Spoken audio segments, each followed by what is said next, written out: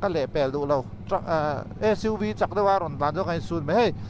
he tiang double line hi overtake mi lo tur eng ti kong mai ni overtake lo tur double line in rin hi ti na ni mo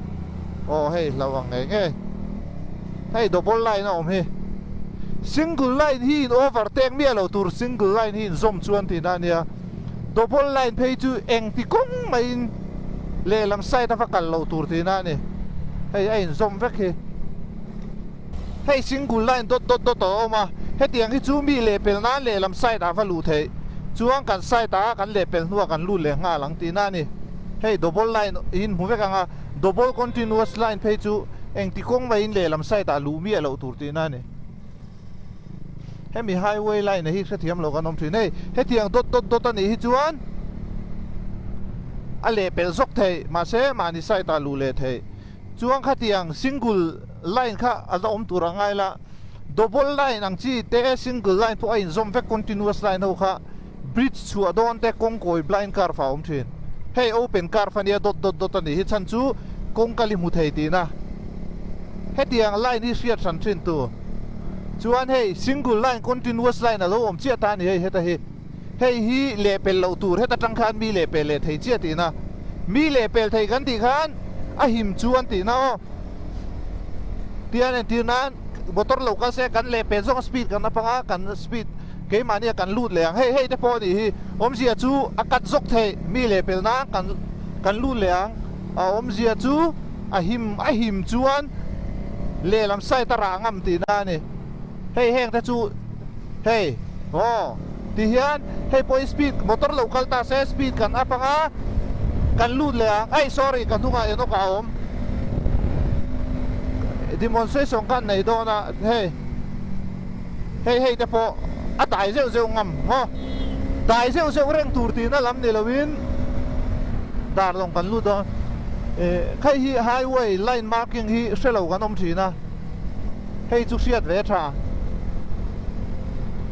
mi hi ka changa i vak lo na in Instagram video pakata po khan sampai ro ta pick up rong kala than ro se pick up rong kala eno kan dia fak mo ya te ka tiang tan sak chuan din lo tur sin dar long khwa kho chu wa chuan tlan vak lo to group ani phei chuan mo chu aron soi chu pick up ron tlan na kha khong a zau thawan tia ani lo pick up inaron tlan na kha aron ra na kha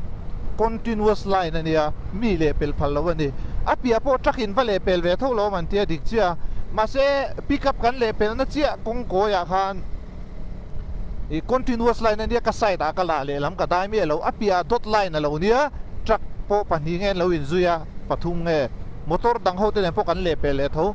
chu wang chuan in ron comment da na ka chu chan na ka tum lem lo wa in tu du khai soi thaya ma se kong pui rules kan siat lo wang zo kan ya tam zo ki na in chumi kha bi ve tho ron ti po khan no cho kong pui rules sian ni u la chuan in ron soi sel lo wa ti kha kan soi ve tra mani chu highway hian hemi kong line marking hian om zian nei veka chumi chu ria tu ra di na ta te phei chuan hei po hi le pel thei hei dot ta ya kan lut leang khat yang chi khan hei helai chu continuous ri tai chuan tu mai le pel lawang a chan chu a car fa kha mu thei lo hei helai te chu open car fa nia dot ani hamo kha te kha siat ve ngai tung vel hi chin hiang deuh hlek in oma kan lut phota khokari in kara kan chuak le a tung vela a khopa ngaya khopa khata alian deuh hlek zoka kan kal le hey continuous line chu in buthiam em hey tiana om vek hi kan soi tui tama man i chu